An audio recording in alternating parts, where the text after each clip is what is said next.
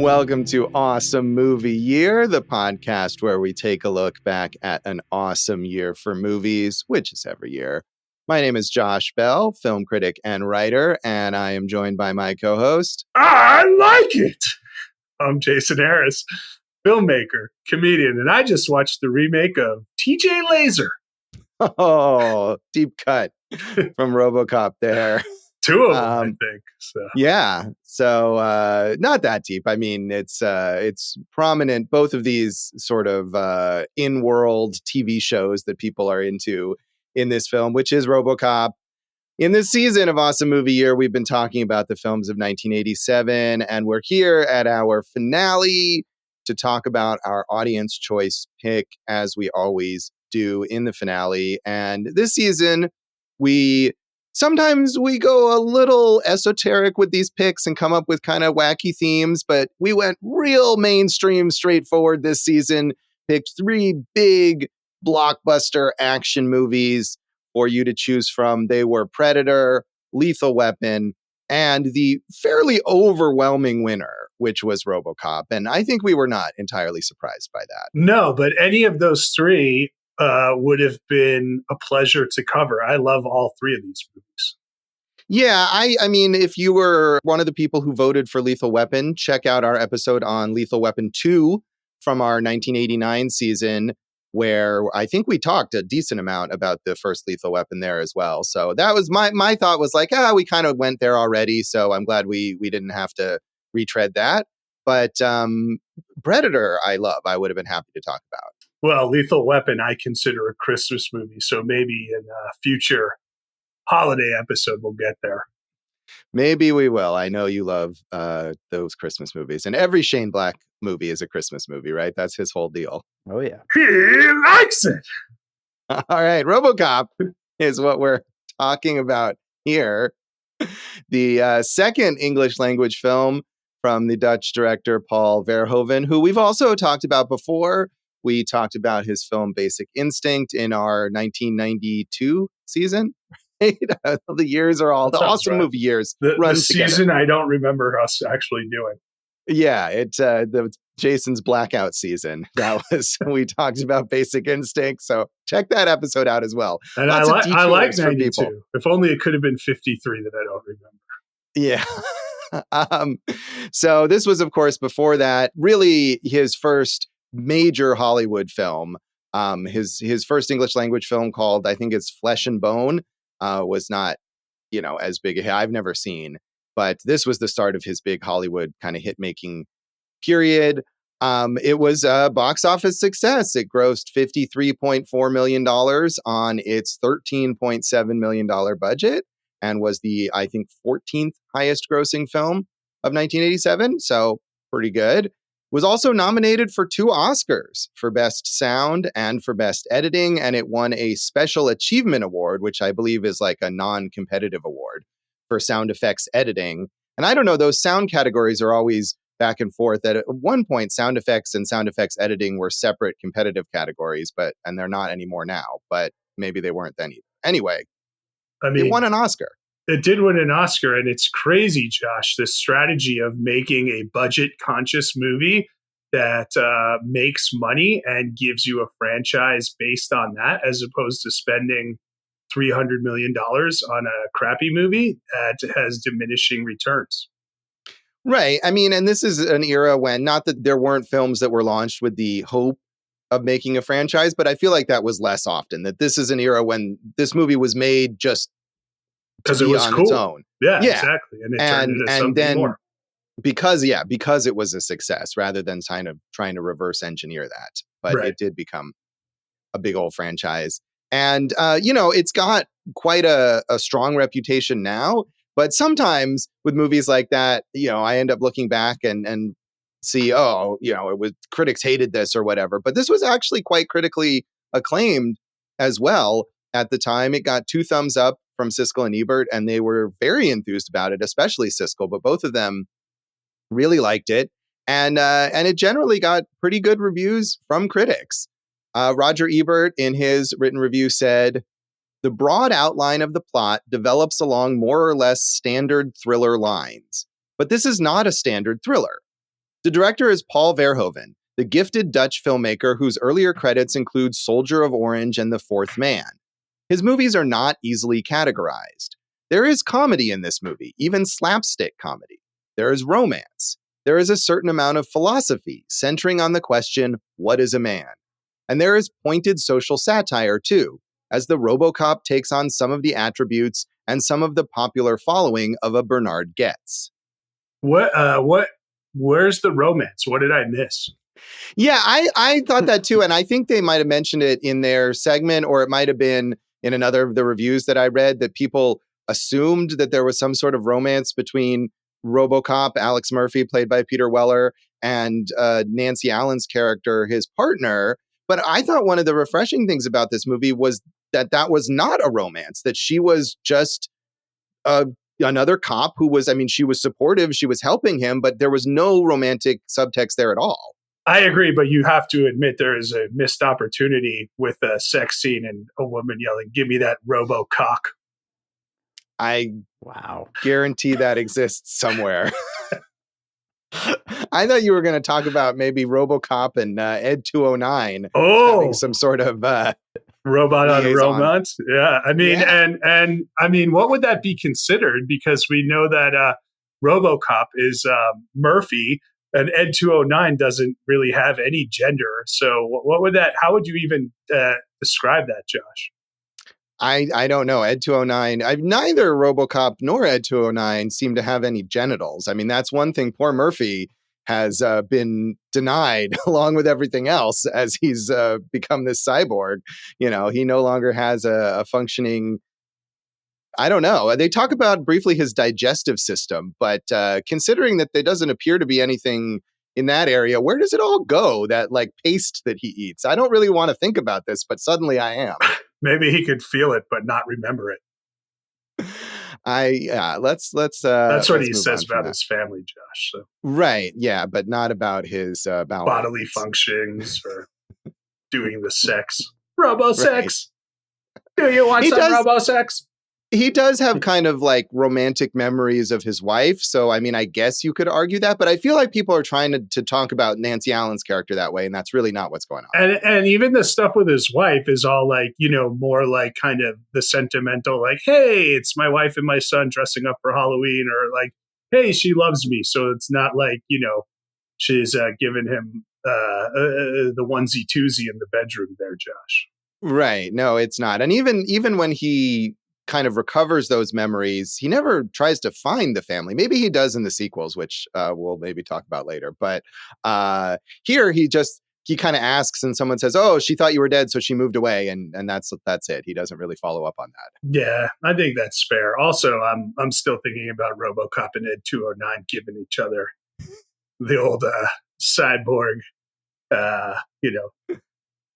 Yeah. Ramrod. Well, as we see, Ed 209 has trouble on its back. So I don't know what kind of position it would be in. Yeah, hopefully they're not doing it in a stairwell, because he'll just fall down. It'll just fall down on you. So, yeah. Yes. Anyway, other critics we really also covered like this film in the way that it was meant to be covered, I think. So. I feel like Paul Verhoeven would be proud. Oh, though. yeah. This is the kind of depravity he loves. Yeah, RoboCop goes into a strip club and where Nomi is dancing or something, and is like, shake it, baby. I mean, it's probably happened in one of the many iterations of RoboCop. So Michael Wilmington in the Los Angeles Times also liked this movie quite a bit. He said, "Big budget action movies have seemed so boneheaded recently that the cleverness of Paul Verhoeven's RoboCop may startle you.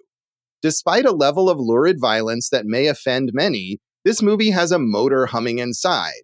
It's been assembled with ferocious, gleeful expertise, crammed with humor, cynicism, and jolts of energy. In many ways, it's the best action movie of the year. There's no doubt that some of RoboCop is in poor taste, and it's definitely not a film for children. But the excesses are somewhat justified by the modern, nauseating generic cliches it tears up with such flagrancy and gusto."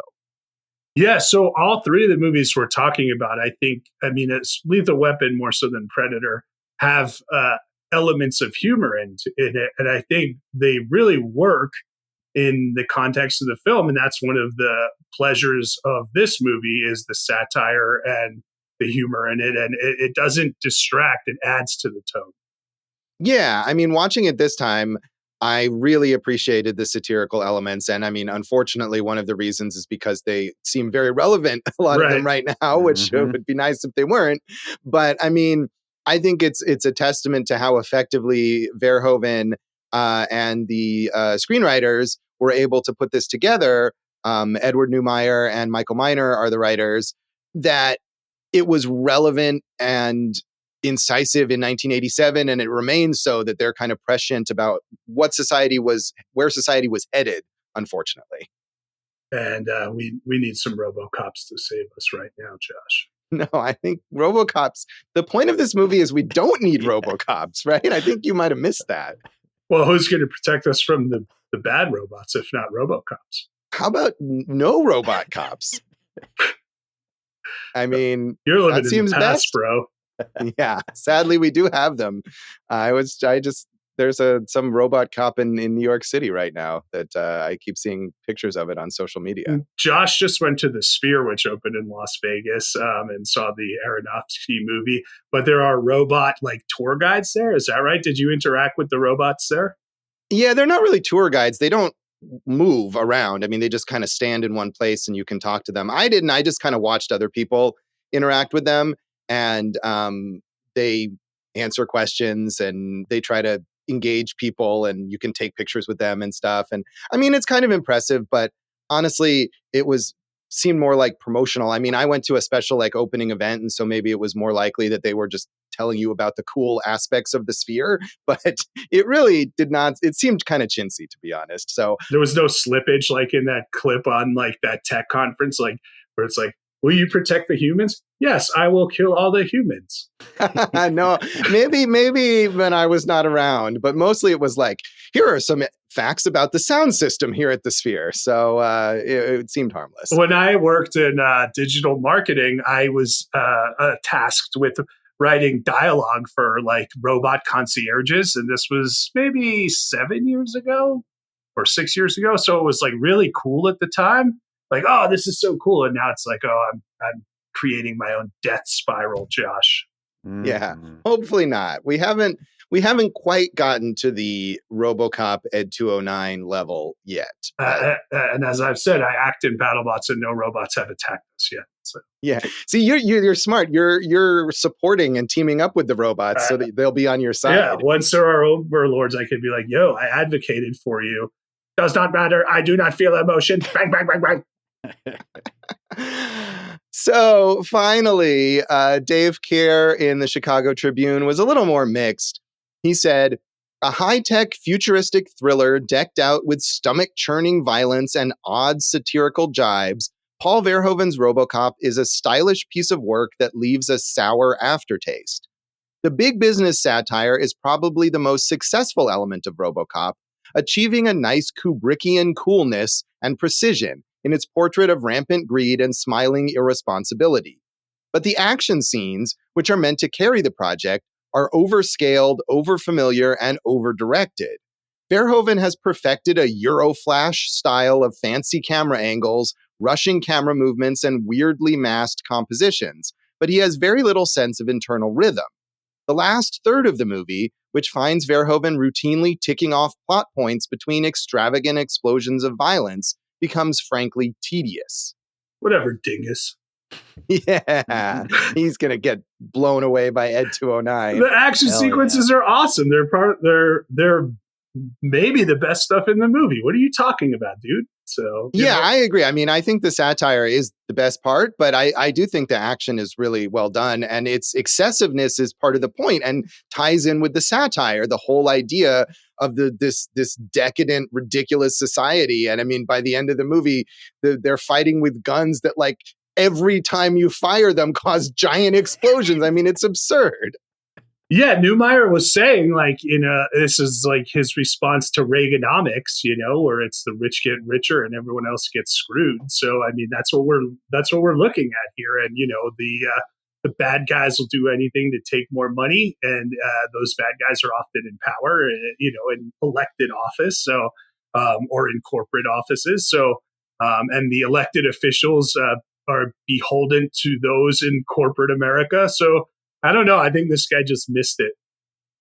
Yeah, I agree. I mean, I think the action is good as action. I mean, you can watch this movie and just enjoy it on that level, but it also really fits with the satirical elements of the movie, in a strong way. And I mean, just, there are some really cool action set pieces in all the acts. The first act where they, can you fly? And he throws the dude onto the car. That's great. And the, second act where RoboCop basically lights the gasoline on fire and it causes the motorcycle crash, for the guy who yells, "I like it." And then in the third act, like, when they're dropping all that crazy metal on top of RoboCop, that's great. I don't know. Those are all memorable.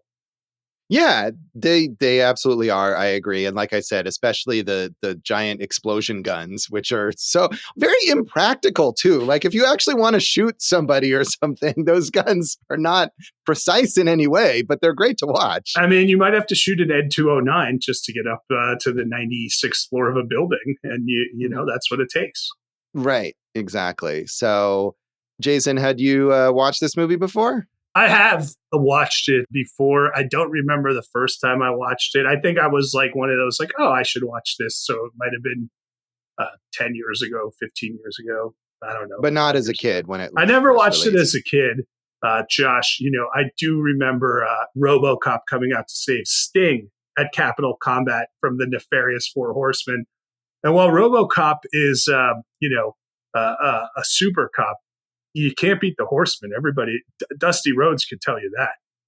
This is pro wrestling for people who don't know anything about any of the names that Jason has just dropped there. I mean, imagine that as your storyline, though, right? Like you're trying to create some sense of realism of like these four guys beating up this one guy, and who should save him but RoboCop?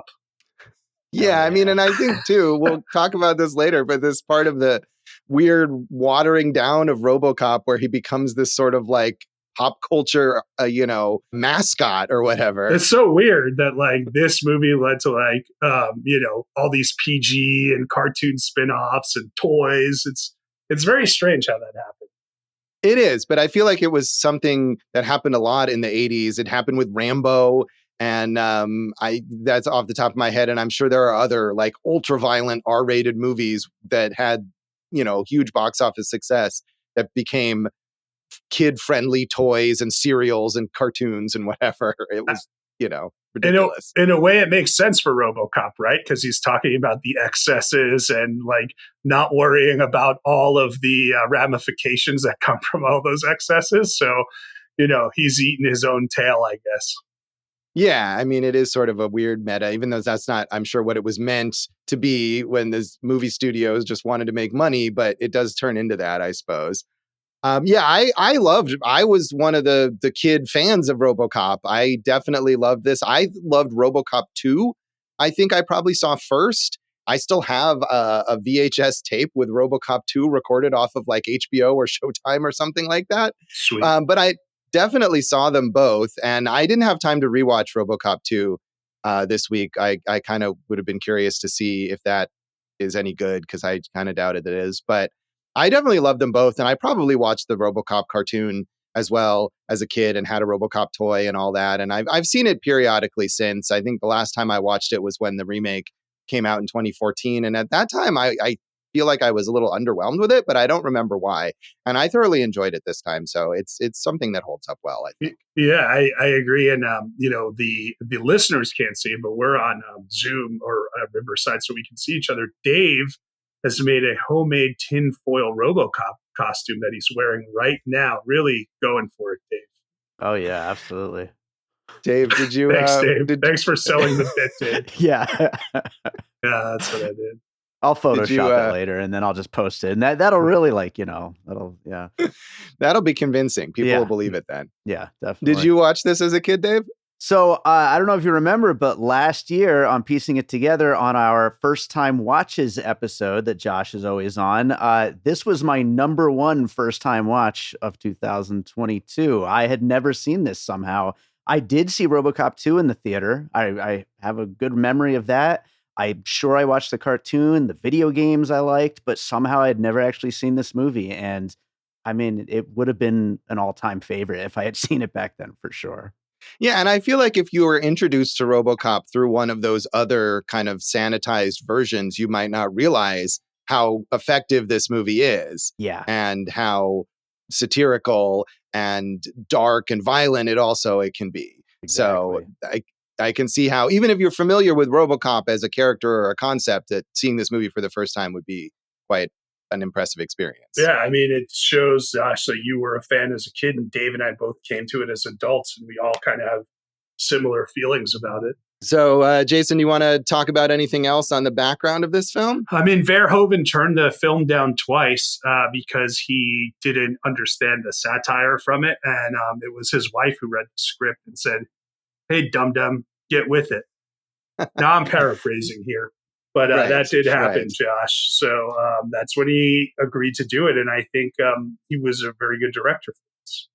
Yeah, and that's interesting that he would have not grasped the satire at first, because I feel like all of his Hollywood work is noted for those satirical elements and for kind of adding that or bringing that to these various like blockbustery genres, and that's something that he always does. And, we don't know how fluent he was. Like you said, this was his second English language film. So, humor is tough to translate sometimes. That is true. So maybe he kind of picked that up better over time. But I think you're right. He turned out to be the good choice. And if he didn't understand it at first, he certainly got it by the time he made the film, because it comes across really well. The other names that I had read that were up for it, David Cronenberg and Alex Cox, I think both would have been really good fits. Monty Hellman, I'm not as familiar with, Josh. Yeah, I mean, he's kind of an exploitation director and directed Westerns. And I think Tulane Blacktop is probably his most famous film. Yeah. So yeah, I don't know about that. Cronenberg, yes, absolutely. And all, I'm sure he would have played up all the body horror stuff with the cyborg element, and that would have been a different kind of movie, but also a really good movie, probably. Right.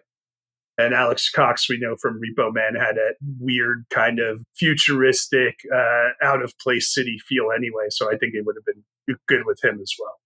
Yeah, although I wonder if he might have taken it in sort of too esoteric a direction and, lost some of the popcorny fun of it that we get from Verhoeven here. So definitely the right choice. You didn't have popcorn fun during Sid and Nancy? Not quite. So we'll come back in a moment and talk more of our general thoughts on RoboCop.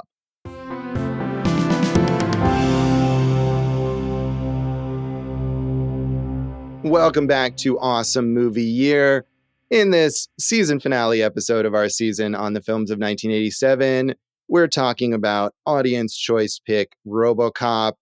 Thank you again to all the people who voted for RoboCop and voted in general, but especially the people who voted for RoboCop, because I wanted to talk about it. So thank you for that. And I think we all really like this movie, which is nice. That is nice, Josh. And that's really what RoboCop's about, the touchies and the feelies. Mm-hmm. I feel like, again, this is the later versions, the like cartoon versions. Probably he is about being nice and helping people, and probably tells you to like stay in school and don't do drugs and all sorts of stuff like that. And this is why I specifically chose not to watch those, because I want this RoboCop and, the kind of dystopian world. Actually, when we did Dread, and I didn't really spark to Dread, this is what I wanted from Dread. Right. I mean, and I have to think that this is a huge influence on Dread. And to me, I think both of them are very good and have similar elements. And the Judge Dredd comics, which probably pre-existed on this, yeah. Yes, yeah, absolutely, I think. So there's that kind of back and forth there. Yeah, I was reading some quotes from Neumeier, and he was saying, like, what if we could, make a robot with feelings? And I think they did a good job of like balancing that line where he doesn't feel anything, but he has remnants of feelings. And I think they did a really good job of like kind of sprinkling those hints in throughout, with RoboCop trying to remember who Murphy was. And then like in the first act, Directive 4 is classified, and we don't find out in the third act that, till the third act, that he can't arrest anyone who is from OCP. So I think they did a good job of building all these things that like add depth to the character, which is tough to do with a quote unquote, typical robot. Right. Yeah, I think so. To me, the least effective parts of the movie are the sort of sentimental stuff about Murphy recalling his life, and the bits that you were talking about earlier where he remembers his wife and his kid and the nice times they had as a family or whatever. And there's the scene where he goes to their house that they've moved out of, and he's wandering from room to room and having those memories. And I wasn't really like emotionally engaged with Murphy as a person. I don't think that stuff was bad. Just I think compared to the action and the satire, which is so effective, it felt a little less. So I'm going to disagree on two things. One, I like that scene where he goes in because there's a computer monitor realtor, which definitely feels like something that could happen any day now. And I like at the end of that scene how he does get emotionally distraught and punches the computer in the face, Yes. But I think the least effective stuff for me is all the boardroom stuff, right? Like with Dick Jones, who's the bad guy, and like it's like woven together. But if you really think about it, does any of it make sense? And it's a lot of like, blah, blah, blah, we're corporate board people. We use corporate board speak, blah, blah, blah, blah. And there's like not really any content to it. I mean, it advances the plot, but it doesn't really have any kind of depth to it, I don't think. Yeah, I guess. I mean, I don't, I don't disagree that it lacks depth, but I think that's part of the effective satire that stuff is so fun to watch. I mean, the scene in the boardroom where Ed 209 just like blows away this random executive that has been drafted to demonstrate the capabilities of this robot, where it completely fails and it doesn't realize that he's dropped this gun, and it just shoots him in like this incredibly graphic scene where he's just being pummeled with bullets.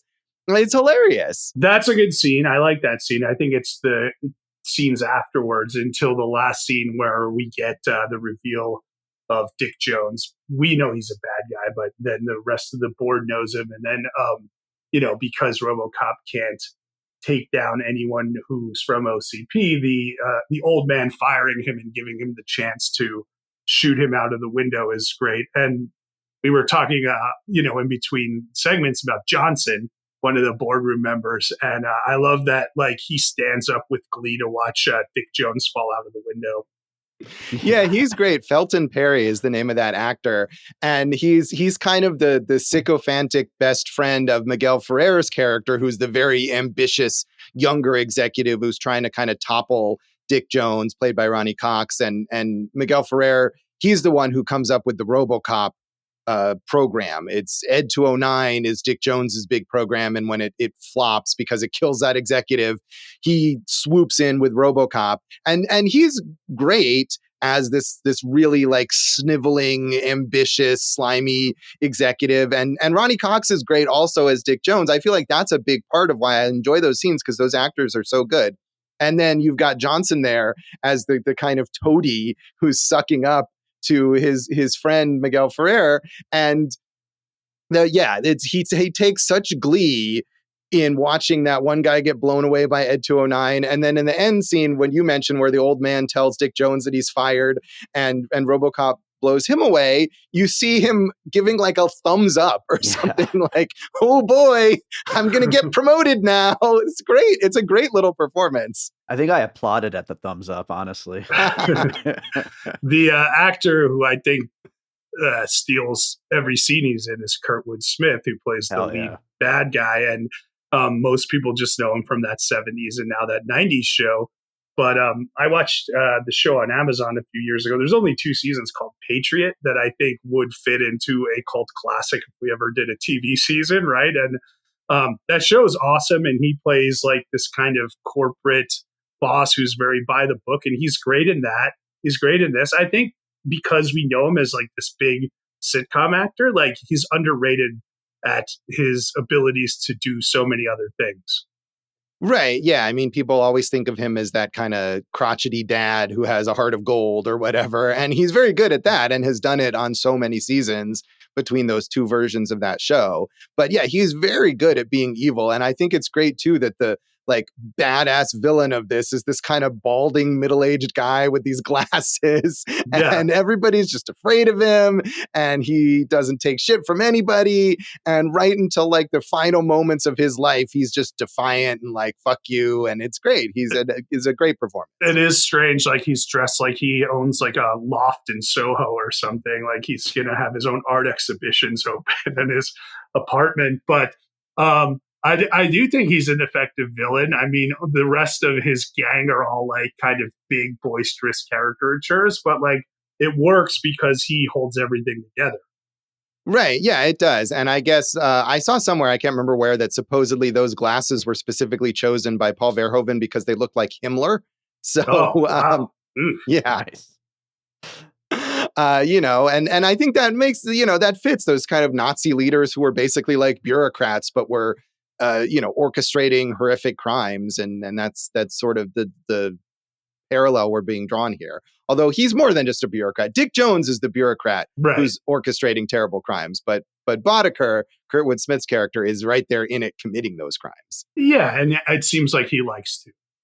He does. He loves his work, which is nice to see. When you love your job, you never work a day in your life. Mm-hmm. So true. And Clarence Boddicker has really figured that out. Murder.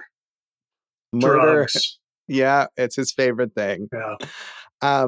But yeah, I mean, going back to, I think, the range of villainy too, right? So we have him and his whole gang, and they love murder. And then you've got Dick Jones, and you've got Miguel Ferrer's character, and they have their great rivalry as the corporate villains. I mean, I feel like I love that scene in the like executive washroom or whatever it is, where they have this confrontation, and right before they do, there's some random other guy who's like, oh shit, I better get out of here. And you see his pees himself. Yeah. Right, exactly. Or he doesn't pee himself. What's great is like he's peeing in the urinal, and he obviously just stops before he's finished. Yeah. And that's why, like, it's just a small detail that's so perfect. So the Miguel Ferrer character, is he a villain? Is he not a villain? He's a villain. How could he not be a villain? I think you could, other than cutting off Peter Weller's arm to create a RoboCop, he doesn't really do too many villainous things. I mean, I guess you could argue that RoboCop as a program is less villainous than Ed 209, where Dick Jones does at one point express that he doesn't really care that Ed 209 malfunctions and just kills people randomly, whereas Miguel Ferrer is trying to create a robot cop that won't kill people randomly, but I feel like that's a very low bar. No, he's going to wipe out crime in Detroit, of all places, within 40 days, man. Well, he says that, but does he really care about that? I mean, he really just wants to do whatever is necessary for himself to climb the corporate ladder. I think both of those things can be true.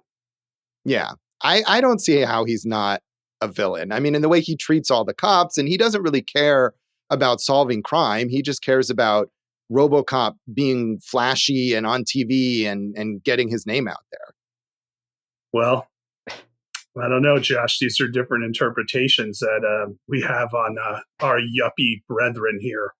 I guess so. It's kind of like calling Elon Musk a good guy because he's trying to get electric cars out there. I don't want to compare, Dave. So far today, you've when Josh mentioned Himmler, you went nice, and now you're bringing Elon Musk into this comparison. I mean, I think Elon Musk, though, is a valid comparison here. I mean, and going back to like things that this movie predicted.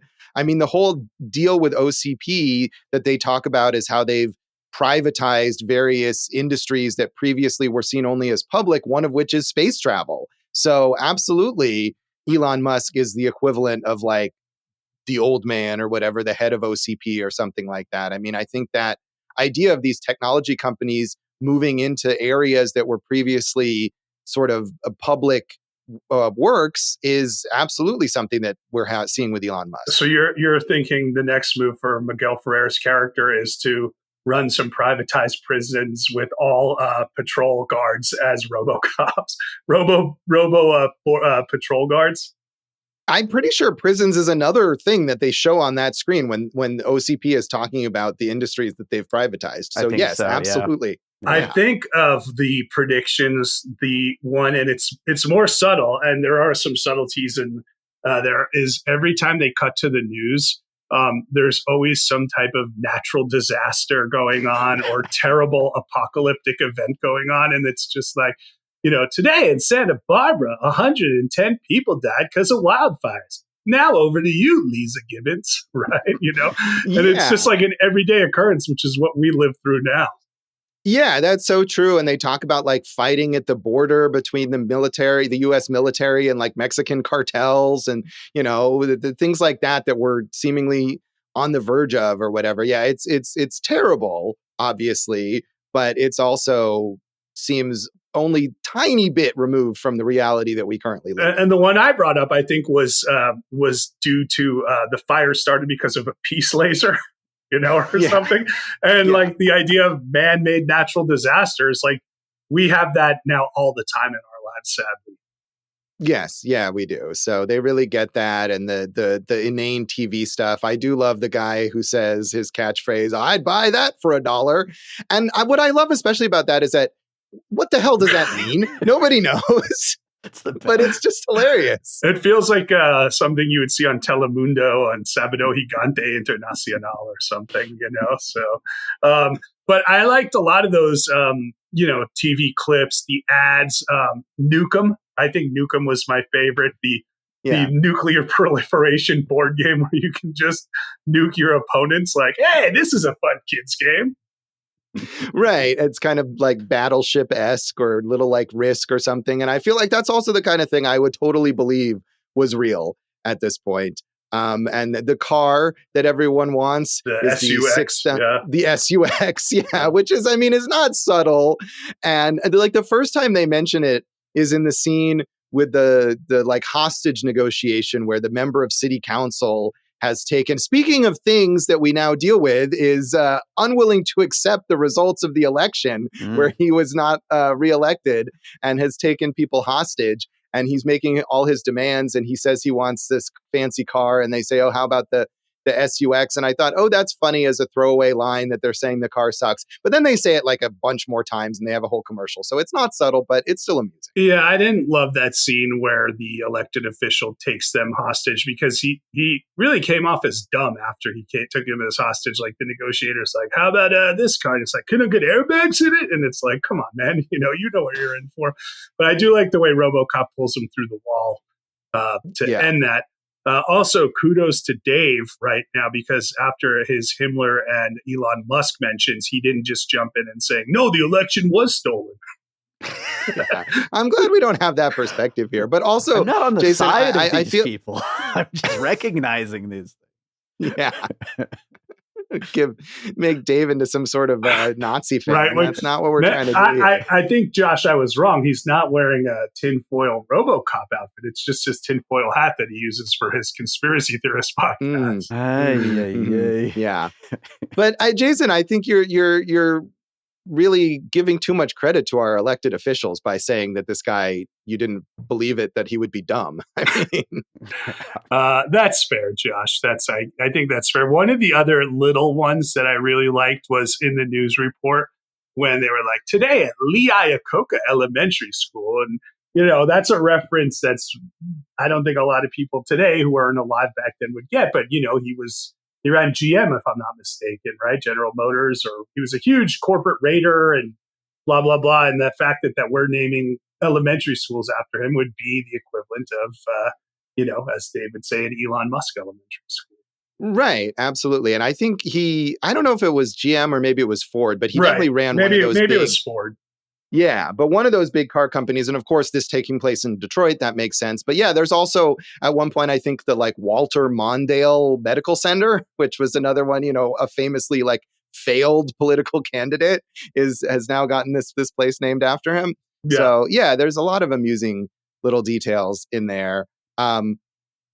Can we talk about the guy who randomly gets covered in toxic waste? Like, what? That's my guy. That's weird ass things. That's my guy. That's my I like it guy. When he pulls the gun out, he's the underling of Kurtwood Smith of Boddicker, and he is the guy that gets blown up in the motorcycle crash and survives. And he's just kind of a douche, right? And then so in the end, he rams his truck into toxic waste and becomes like kind of this a mutation of himself, and when he's yelling "Help me!" and it's great because Kurtwood Smith like spins out of control and drives his car into him, and the guy doesn't like.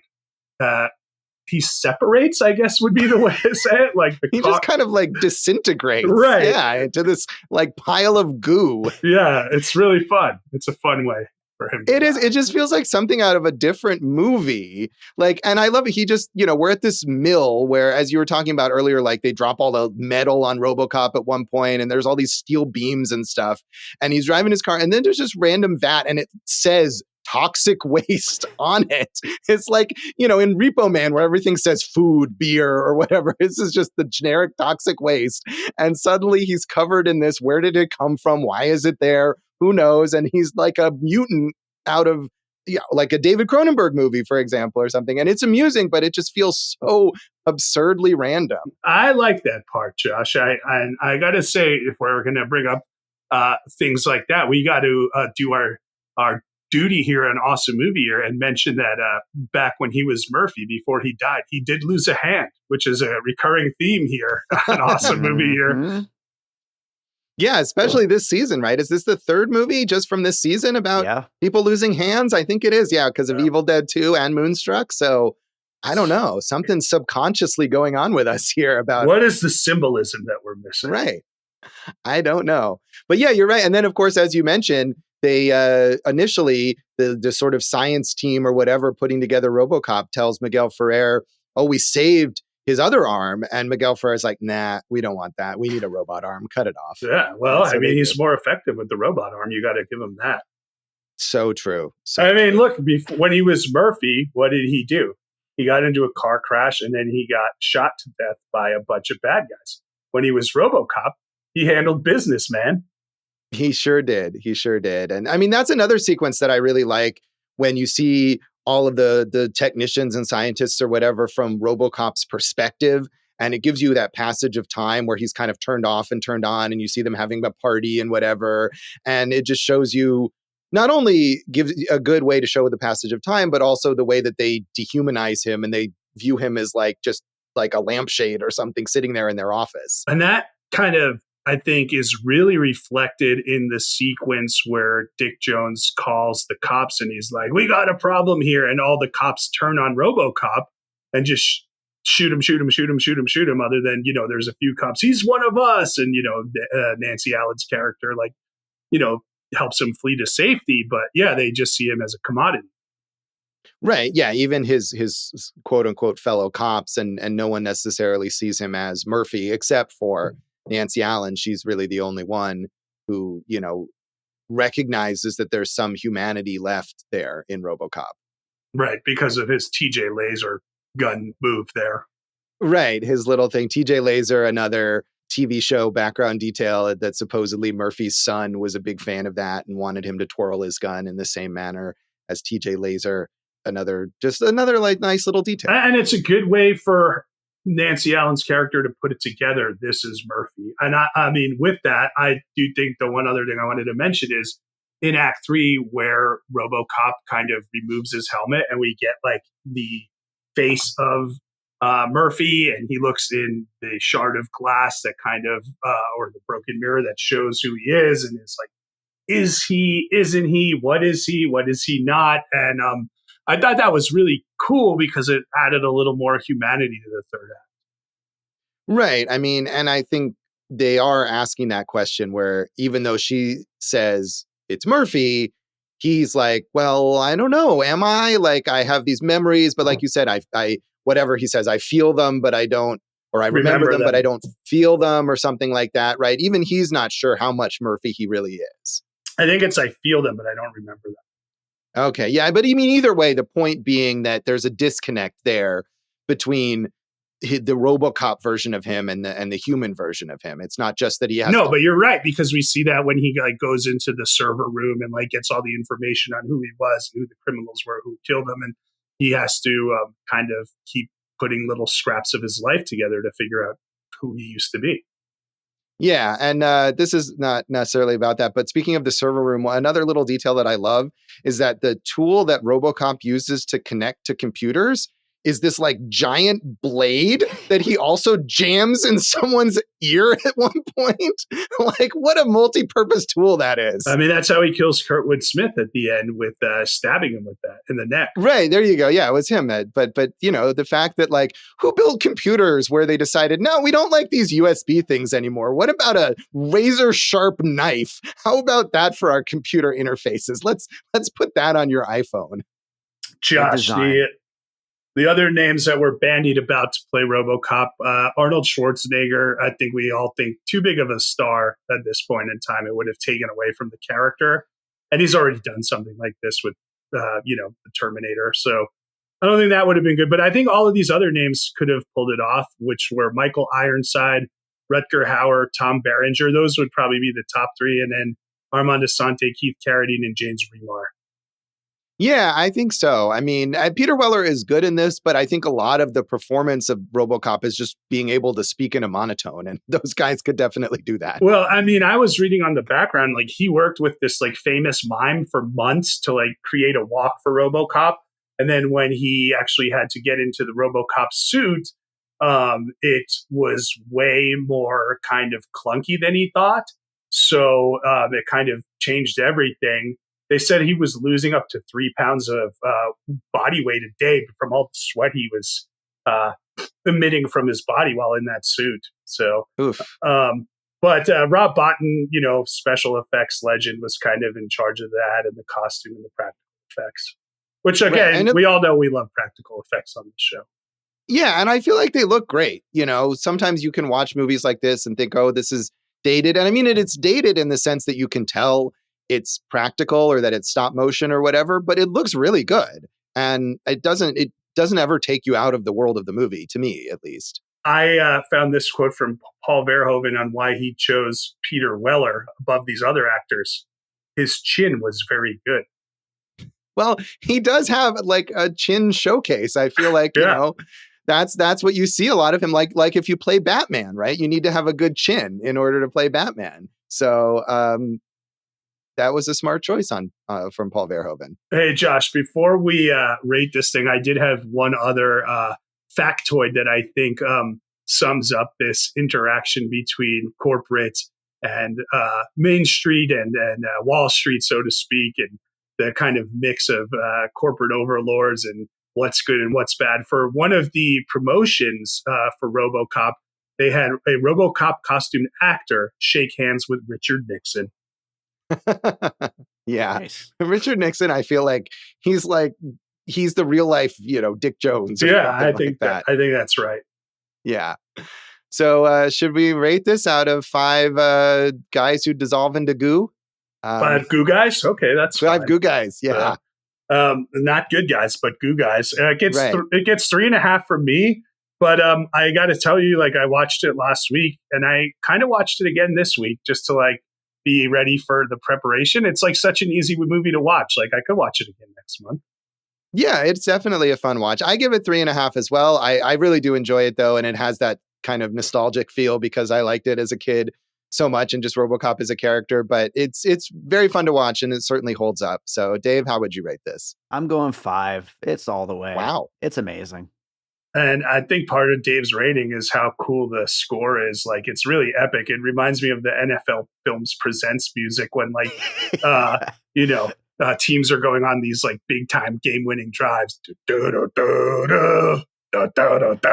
And what perfect music to have for, like, when you're rah, rah, rah, America, right. Here we go. Exactly. Right.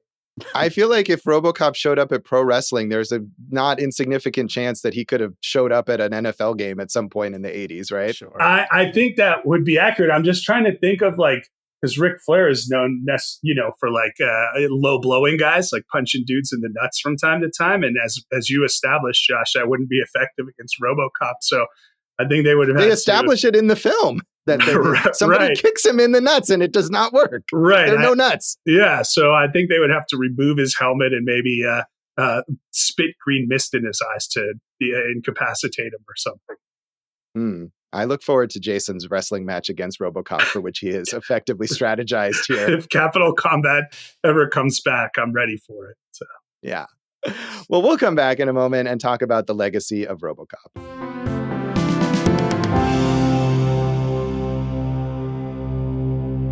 Welcome back to Awesome Movie Year. In this finale of our season on the films of 1987, we are talking about audience choice pick, RoboCop. And we've gone through some of the legacy here, the idea that because this movie was such a huge hit, it became this massive franchise that ultimately got like watered down into this kid-friendly version. There were 2 different cartoon series over time.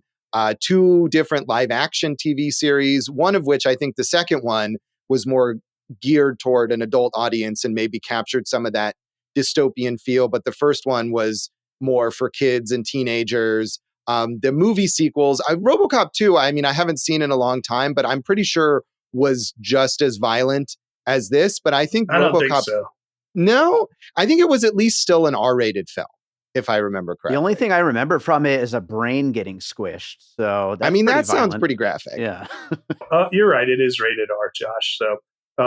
So maybe by RoboCop 2, they were like, "Hey, we've caught on with kids, so let's really kind of blow this out into a more family friendly fare," which defeats the entire purpose.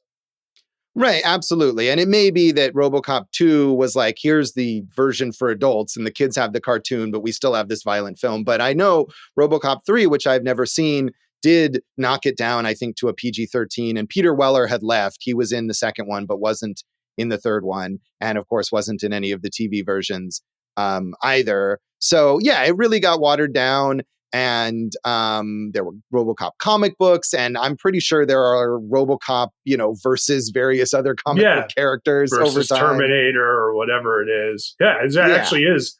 Yeah, Josh, Dark Horse released a miniseries, RoboCop versus the Terminator. Right. Yeah. I mean, there's a lot of those crossovers in comics with the various film characters. And Dave, you mentioned the video games. You played the RoboCop video game? Oh yeah, the original RoboCop game, and then RoboCop versus Terminator was awesome. And actually, right now when we're recording this, like 2 weeks ago, a new RoboCop game came out that a lot of people are saying is like the best piece of RoboCop since the first movie. Like it's supposed to be amazing.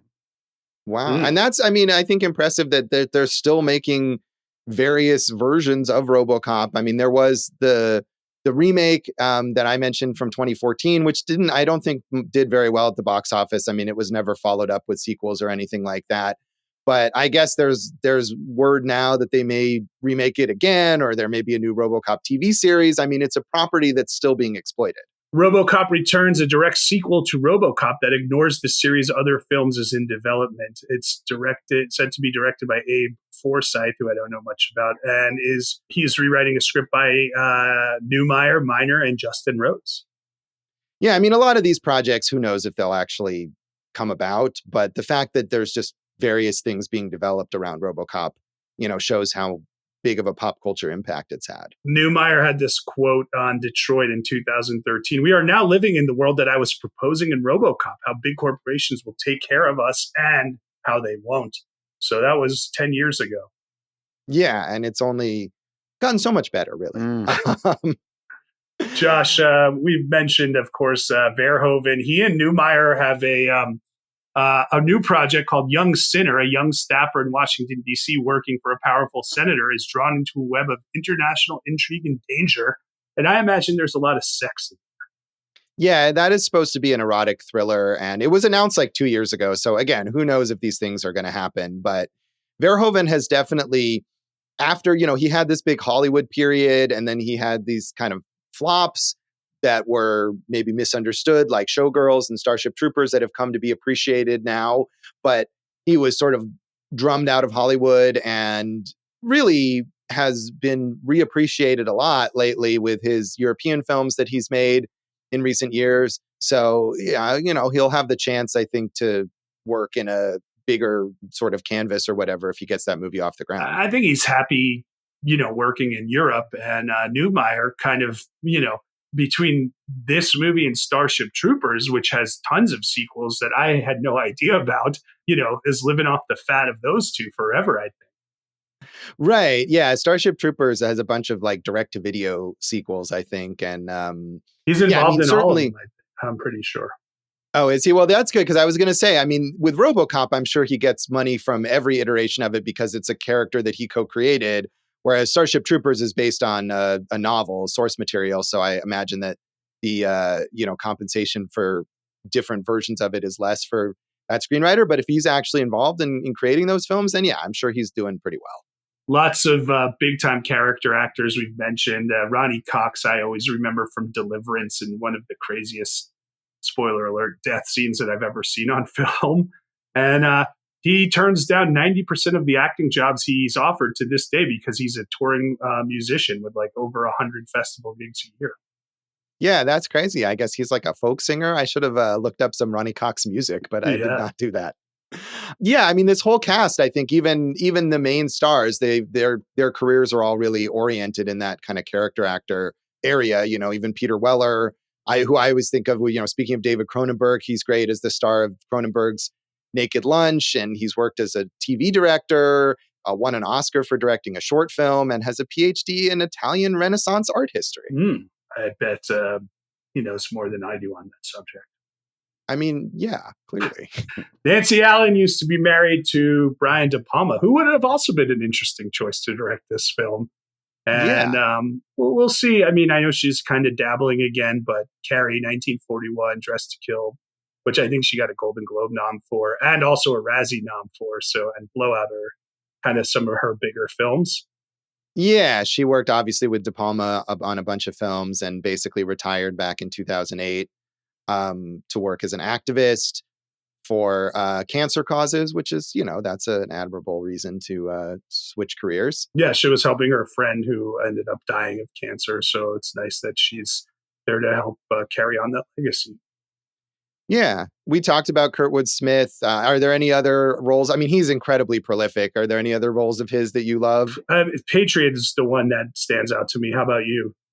Yeah, I mean, I don't know. I know he was on a season of 24, which of course I was like, oh yeah, I watched 24 a lot of seasons, but I don't know if I remember I might have stopped by that point. I think Peter Weller was on a season of 24 also. That is possible too. Yeah, he's done a lot of TV work as well. So yeah, I don't know if there's any other Kurtwood Smith stuff that stands out to me, but I feel like there's probably a bunch of things that I've seen him in, and just he's one of those guys who's just always there. And speaking of guys like that who have worked together on other things, both Daniel O'Herlihy, who played the old man, the boss, and Ray Wise, who was one of the kind of goons in this, were both in Twin Peaks. Ray Wise was Leland Palmer, and Daniel O'Herlihy based this old man character on Lew Wasserman, the famed studio mogul, and had an Oscar nom for Louis Buñuel's Robinson Crusoe. Oh, wow. Buñuel, another director we've covered here on. And he was in Failsafe, which was a Lumet movie, who was also covered. So many connections. Miguel Ferrer, of course, was also on Twin Peaks, was a major part of that, as well as the Twin Peaks revival from 2017, which he did right before he passed away that year. And a great, also very prolific character actor, and really good at playing those kind of slimy characters like he does in this film. I always remember him from Traffic. Yeah, another great film. Also Hot Shots Part 2. Right.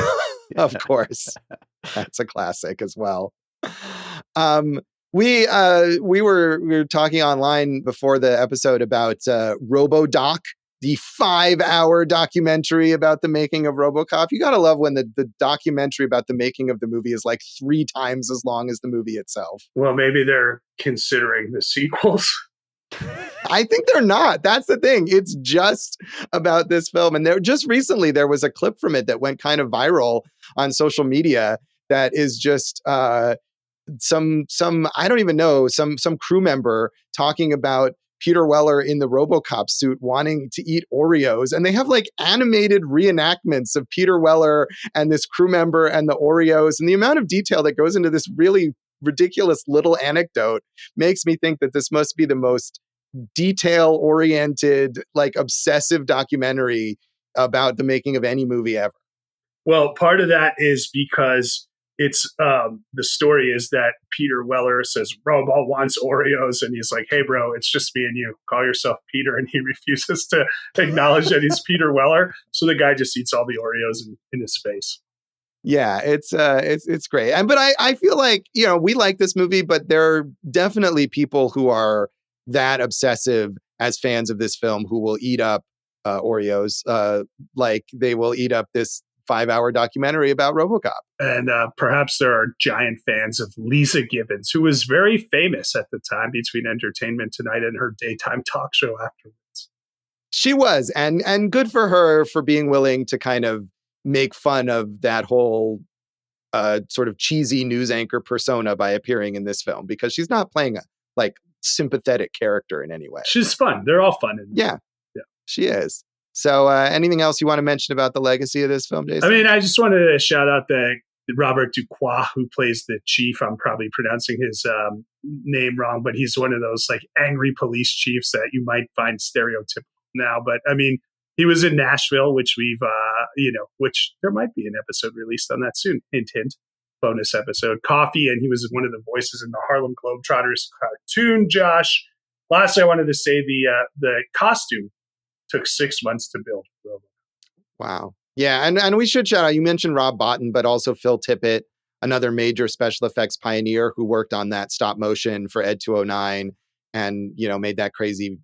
I was probably working at the time of this or soon afterwards on Mad God, which was his 30-year in the making stop motion film. Yeah. That movie's wild, stuff. Bro. Yeah. Yes, indeed. But you can see, I feel like you can look at the Ed 209 scenes and see the connection there to Mad God. Hey, Josh, I know you'll want me to bring this up because I mentioned the Capitol combat in 1990. It is now 2023, and Sting, who RoboCop rescued, is on his retirement tour. So he's still going at it all these years later. That is Sting the wrestler, not Sting the singer. He'll never retire. He plays too much new age music. So if Sting the wrestler is still wrestling, then that brings up the idea that maybe RoboCop could also return to the wrestling ring. We can only hope. Yeah. So that's RoboCop, and that is this epised and this season of Awesome Movie Year. That's right. Bitches leave. That is I can't believe we forgot to mention that. So many classic lines in this film. We got Kurtwood Smith, such a great delivery of that line. Give us your best bitches leave on online and on social media. Or at awesomemovieyear.com. Awesome Movie Year on Facebook and Instagram. Dave's buddy Elon Musk still has us on X at Awesome Movie Pod. I'm Jason Harris Comedy, or Jay Harris Comedy on all the things. And more importantly, just follow me on Letterboxd. Go for Jason. You can find some old stuff from me at joshbellhateseverything.com, also at Josh Bell Hates Everything on Facebook, and at Signal Bleed on X, and Blue Sky if you're on there, and on Letterboxd. And if you're on Letterboxd and you watch a film that we talk about, tag your reviews with Awesome Movie Year so we can follow them, like them, comment on them, stalk you, and you can check out our reviews, or at least mine, because I'm doing this. Put Awesome Movie Year as your tag on Letterboxd. And listen to our producer David Rosen's awesome podcast, Piecing It Together. Check out Piecing It Together wherever you listen to podcasts. Follow us on social media at Piecing Pod, and join our Facebook group, Popcorn and Puzzle Pieces, where a lot of these votes for this episode came from. Yes, thank you again to all the members of that group for voting. Don't forget to follow Dave on his YouTube show, Take the Blue Pill. It's the red pill that those people take, I'm pretty sure. I don't watch Dave's YouTube show is that would be the anti-conspiracy show, right? Red pill. The blue pill. Yeah. Dave's red pill. I got that. Jason, thanks what's for in our fixing next... that, Josh, by the way. I'm trying to defend you in a weird roundabout way. What's in our next episode? Josh, this has been a very prodigious season. We've talked about a lot of great films, and we had to leave some out because we can't just talk about 1987 forever, but we will talk about it one more time on our epilogue. Jason's got quite the face as he says this. Tune in next time for our 1987 epilogue, and thanks for listening to Awesome Movie Year. Thank you for listening to Awesome Movie Year. Make sure to follow Awesome Movie Year on Facebook, at Awesome Movie Pod on Twitter, and at Awesome Movie Year on Instagram. And if you like the show, review us and rate us with 5 stars on Apple Podcasts.